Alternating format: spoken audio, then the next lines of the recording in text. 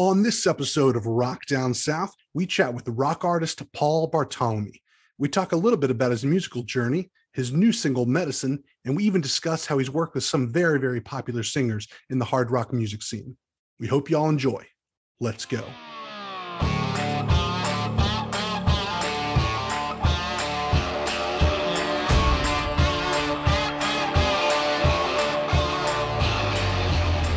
Welcome to another exciting episode of Rock Down South, a show where my friends and I chat with musical artists and ask them the questions we want to know about. On today's show, we sit down with the rock artist Paul Bartolome. He's actually from across the pond in England and has 2 full albums under his belt, as well as an EP. Paul's got a few singles out and a 3rd album on the way. I was actually really impressed with Paul. He's an extremely talented songwriter and just has a gift for creating super catchy songs. Also, he's a really good singer and a fantastic guitar player who can play some impressive guitar licks. What I like about Paul's music is he's got that mix of super heavy hard rock songs all the way to summer pop songs and even songs with a little Latin vibe to them. But regardless of the style, all of his songs have super catchy hooks in them. He's got a brand new single out called Medicine and a music video to go along with it. So if you haven't heard that track, go check it out before listening to this interview. It's a super fun party rock track with a little Latin vibe to it. So without further ado, here's the interview. Paul, how you been doing, man? Hey, man, I'm doing good. How are you? Dude, I'm doing great, man. Doing great. So glad you could jump on today. Oh, dude, thank you so much for having me. I appreciate the time and you reaching out. So, of course. Yeah, man. And first off, I was really excited to interview you because I recently discovered you and your music. And I love it because, it sounds super great, super well produced and polished, which is what I like. And I kind of just feel like you're on the cusp of something really, really big in your career. Oh, dude, that means a lot, especially the fact that you said it sounds well produced, because especially this new stuff that you found me off of. After I obviously did my last album, Screaming Through the Radio with Matt Good in Arizona, I then went back to basics. And this full album is just self-produced by me and then just sent for mixing. So yeah, that means the world. I put a lot of heart into this album, and it's the most emotional album I've done and the most personal. So yeah, man, I really appreciate that, and I sure do hope so that I'm on the cusp of something great. that's the aim. That's the aim, is to keep progressing, but it's getting there. The fan base is growing, the numbers are going up, so I can't complain. So yeah, I appreciate that. Yeah. And before we really get into talking about the new single, because I really like the new single, I definitely want to talk in detail about it. I briefly wanted to talk about your musical background because I knew about your music, and then I went to go try to find some background information about you, and I really couldn't find actually too much of like a bio online. It's almost as if you let your music do the talking, because I know you got a lot of tunes, my friend. Yeah.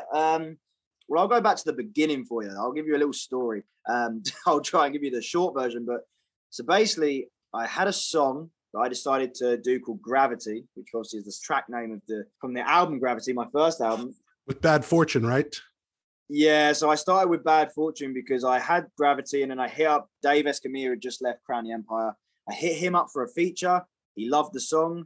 And then we kind of got talking and became kind of songwriting partners, I guess. And he liked me that much. And then I had the crazy idea. I mean, a UK kid who was young and had never flown on his own before decided to say, hey, I'm going to fly out to America on my own and work with you. And he was like, cool, let's do it. And then next thing I know, I was in Dallas, Texas on my own at about, how old was I?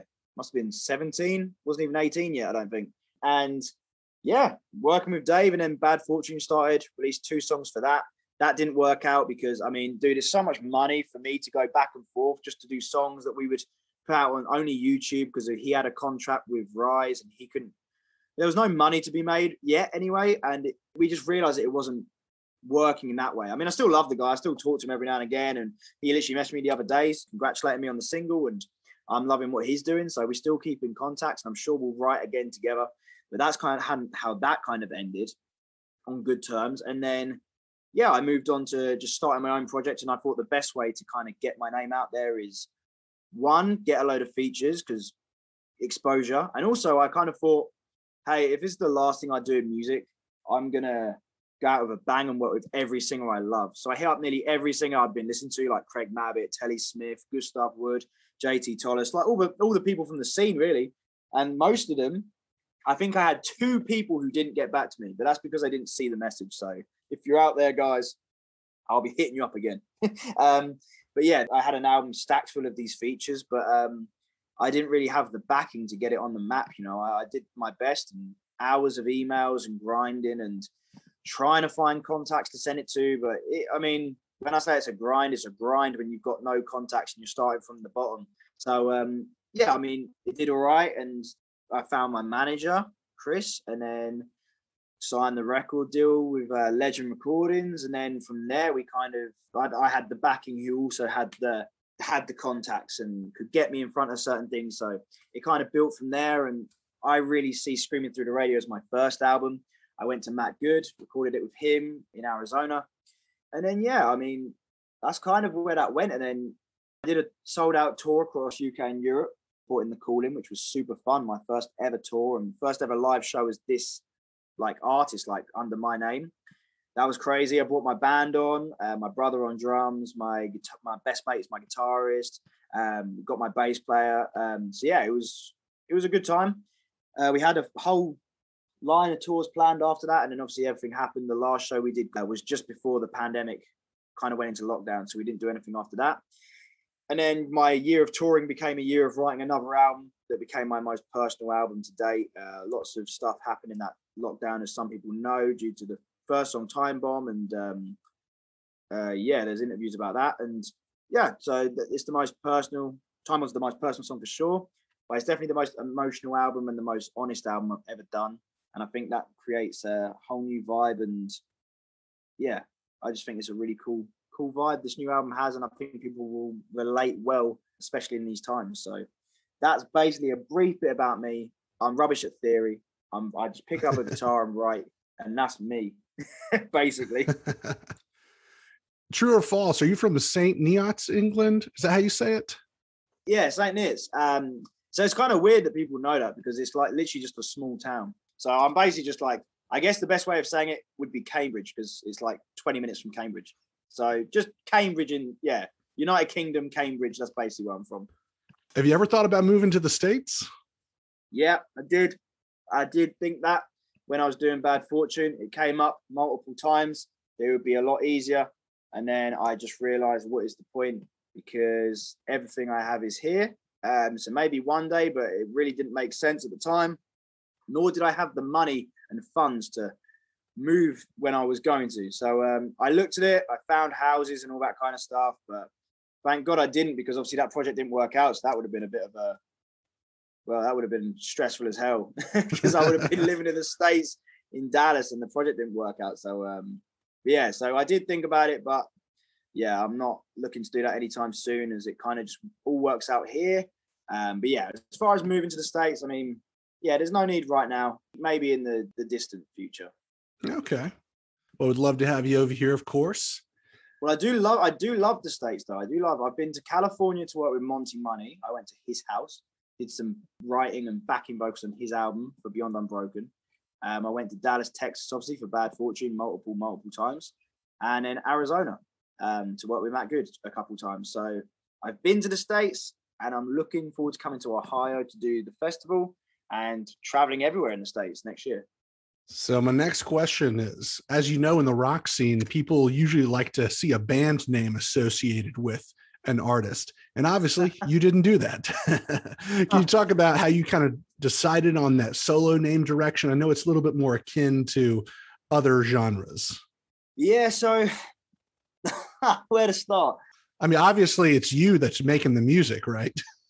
Right. So a backstory on this is, dude, band names stress me out.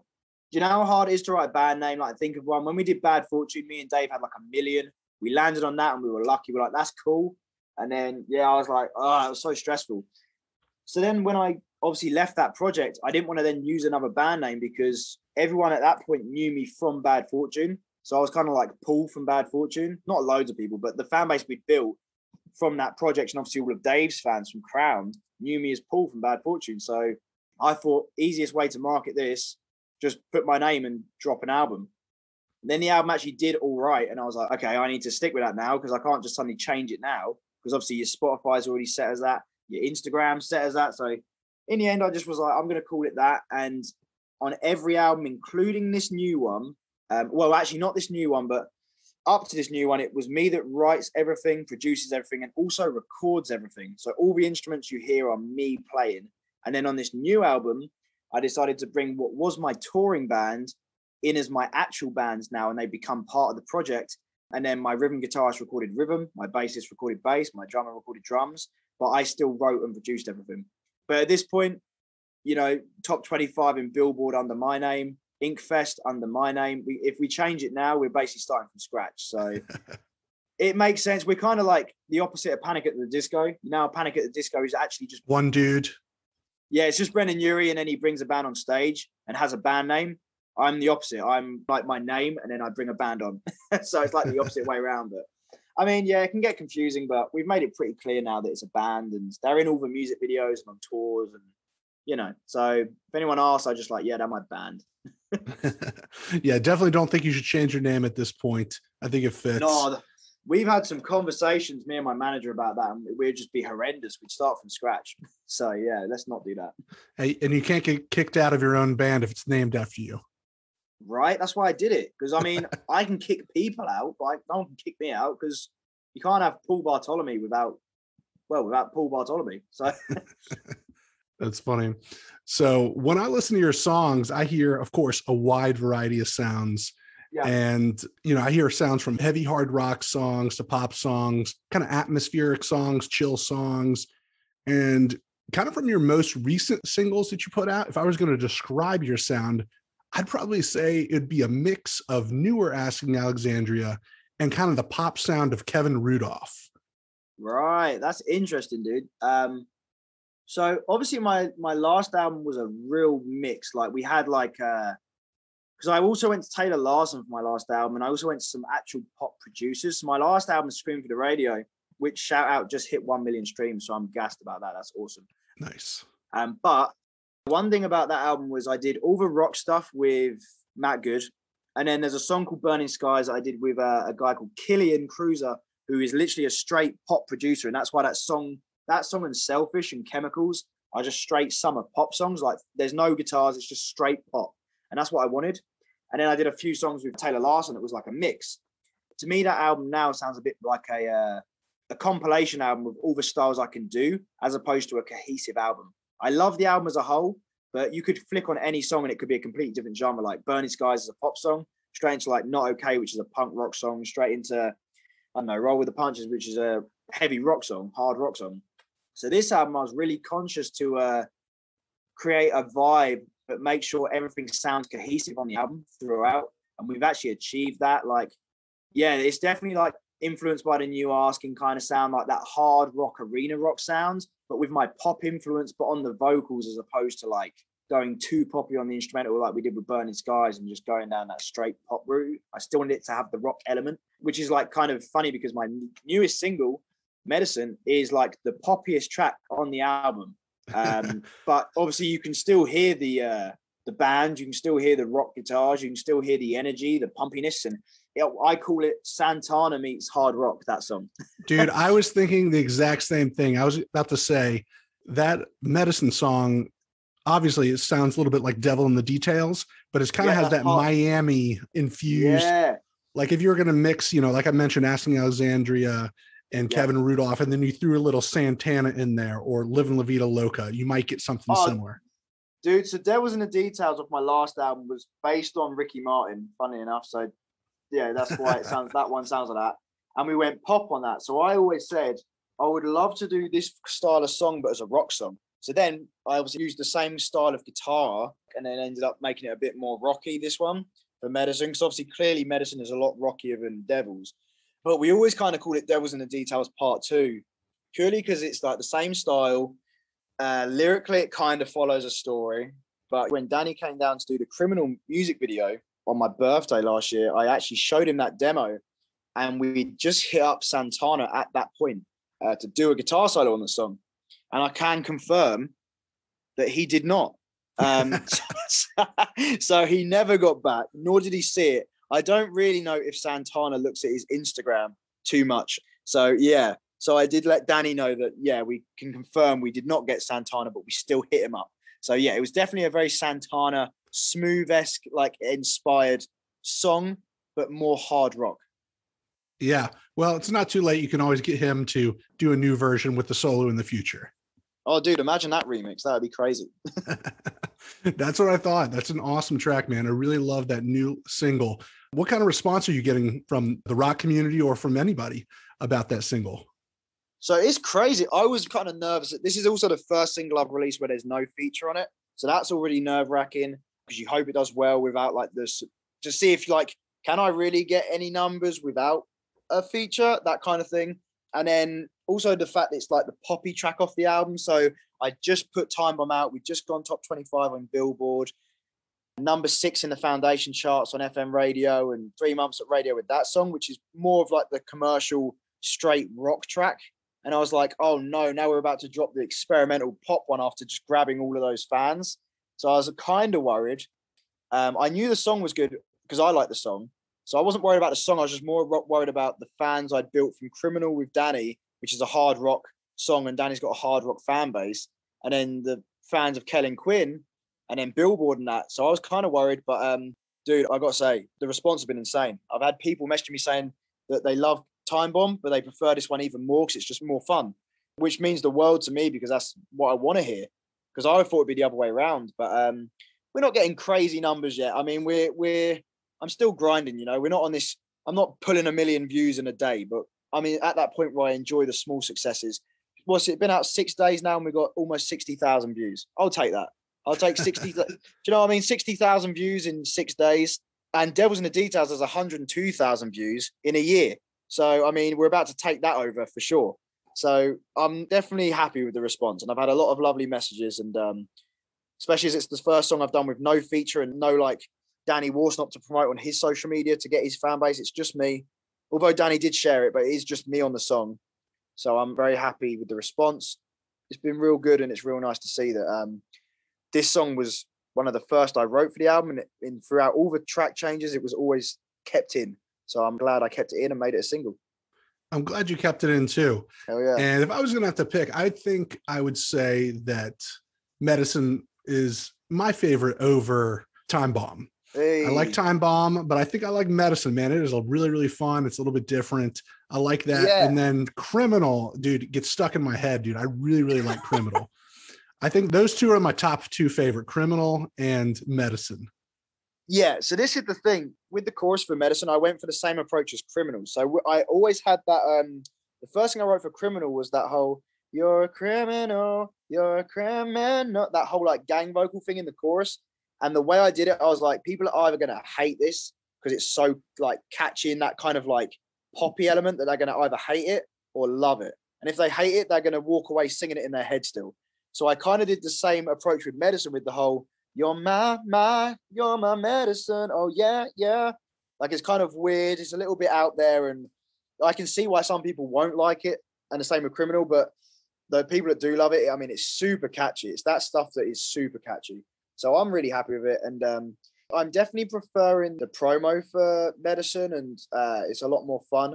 There was a lot of struggles during the release of Criminal and the video shoot and the Time Bomb song. I didn't really want to do any merch for Time Bomb. I didn't really want to do any content around Time Bomb just because of the nature of the song. I mean, I've touched on it in an interview before, but obviously with the loss of the baby in the first lockdown and things like that, that Time Bomb is actually about. For me, it was a bittersweet song to start doing some fun content around, you know. I didn't want to be I didn't want to be jumping around and doing silly videos and going, this is fun, because the song has an upbeat feel to it, but lyrically it's my most honest song, and it's what got me through that time. And it actually happened, that whole thing with the baby, a week before the Criminal video shoot. So those 2 songs were very hard, and Danny Warsnop actually helped get me through that. So I appreciate that. Shout out to Danny. I didn't hear that story. I didn't listen to that interview. Unfortunately, I wasn't able to find that one. Yeah, no, it was a I believe a written interview.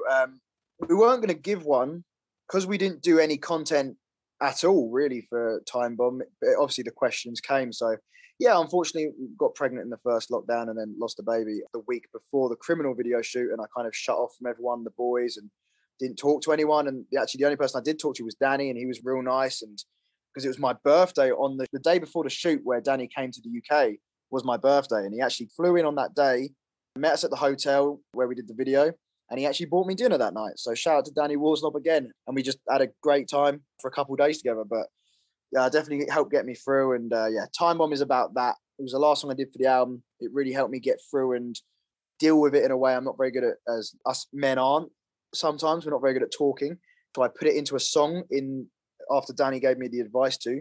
And hey, now it's top 25 in Billboard. And I've got a nice big plaque on the way for it. And yeah, I couldn't have done better, but I didn't want to do too much fun content. Whereas Medicine, that's why I'm so excited to release Medicine, because it's just a fun track. It's not too deep lyrically. I've got so much fun content around it. The song itself is so fun. So yeah, we're diving headfirst into the content. I've got a new video. We filmed loads of fun stuff on set, behind the scenes, in the hotel, loads of goofy stuff and just, lighthearted fun stuff around the song, which will be dropping, I believe, every Friday on my socials and YouTube from next week. I think every single Friday there'll be a new fun bit of content around Medicine. We also have merch for Medicine. So yeah, we're diving into the fun summer song for sure. Absolutely, man. That'd be awesome.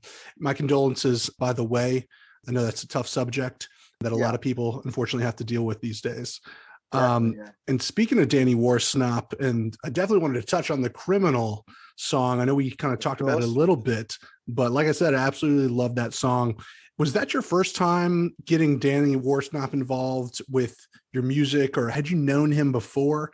Because, I mean, listening to all your other songs, if I was going to pick a song to have Danny Worsnop on, it'd probably be that one. So if you had him coming on one song, that one was a really good choice.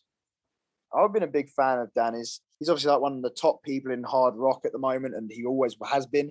And I actually hit up Danny for nearly every project I ever did. So he never even saw the message. And then I literally wrote that one song, Criminal, just before I went on tour. And I remember late at night, I'd done my sending it out to producers to see who could mix this one. And I remember just going, all right, one more song. If Danny doesn't even reply to this one, I'm never messaging him again for a song. I'll just stop messaging him. And yeah, I hit him up and then no reply. I was like, cool. Got a test mix done where it was just me on Criminal. And then boom, came back for a week's break on tour before we went to do a sold out show in Paris. And I had a random message on Instagram. And funnily enough, it was after I got my blue tick on Instagram, which obviously pushes your messages to like the top. So that probably did help. And then, yeah, it was Danny saying, send me the track, I'll check it out. And I was like, oh, here's the track. And everyone I showed it to said that would be a perfect song for Danny. It was meant to be a standalone single. And it was the only song I actually had that was new. So I was like, cool. He ended up loving it. And then next thing I know, he was sending me his vocals. And then the next thing I know after that, he was in the UK on my birthday shooting a video with me. So that's how that one came about. Man, what a fantastic story. That is super cool. Yeah, it's so random because I remember I had the email written out to Danny and I remember just going, no, I'll just leave it. He hasn't got back on like these 10 other projects. He hasn't even seen it. I don't want to bug him. Let's just leave it. And then for some reason, I just went, one more. And then I just sent the email out of nowhere, just randomly sent it after I was about to close it down. And then no response for 3 months. And I was like, cool, I'm just going to get the song with me on. And then the idea was obviously before the lockdowns, it was meant to come out this year, like this Halloween, as a standalone single because I was meant to tour for a whole year. So it was meant to come out this year. And then boom, Danny got on it. Lockdown happened. And then we released it last Halloween. So it worked out perfectly, shot a cool video. And yeah, it was a good time. Paul, how do you come up with such catchy choruses, man? Do you write all those songs by yourself or do you have a co-writes? Yeah, no, everything is written by me. Like all the instrumentation is written by me, all the production, especially Criminal. That whole song is I have a voice note of me actually doing the guitar with my mouth. I literally was like in my phone just going ba-na-na-na, da-na-na, da. So I literally, and I would like voice note all the drums and I was voice noting like production ideas. So any synth things, I would just be in my phone like bow, bow, bow. And it would sound so dumb. and then it became Criminal. And yeah, the first thing I had was the chorus. That I didn't have any instrumentation. I was driving home late after a practice, I believe, and I just started singing the "You're a Criminal," and then I added the extra stuff, and then I wrote the instruments around it. So yeah, no, I have no co-writes. Everything you hear, especially from Criminal onwards, is all me. The last album was all me as well, but then Matt Good added just some production elements like the drop in Holy Water and some bass stuff in Heaven. But all the actual melodies and songs themselves are all me. And this album is just completely produced and written by me. So yeah, it is me. That's pretty impressive, man. You got some really, really good choruses and stuff like that. Thank you very much. That's super cool, man. Yeah, thank you. I get that a lot when people come to me for like songwriting. I get a lot of songwriting jobs and stuff. So I don't know. I've never trained or practiced or learned anything. It's just, I guess, life experience and trying to write stuff that I would listen to. That's my kind of goal. What would I listen to? What would I want to put on in the car and jam? Or what would I want to drink to and party to? Or, you know what I mean? That's the kind of how I write. So yeah, I don't know. It just comes to me.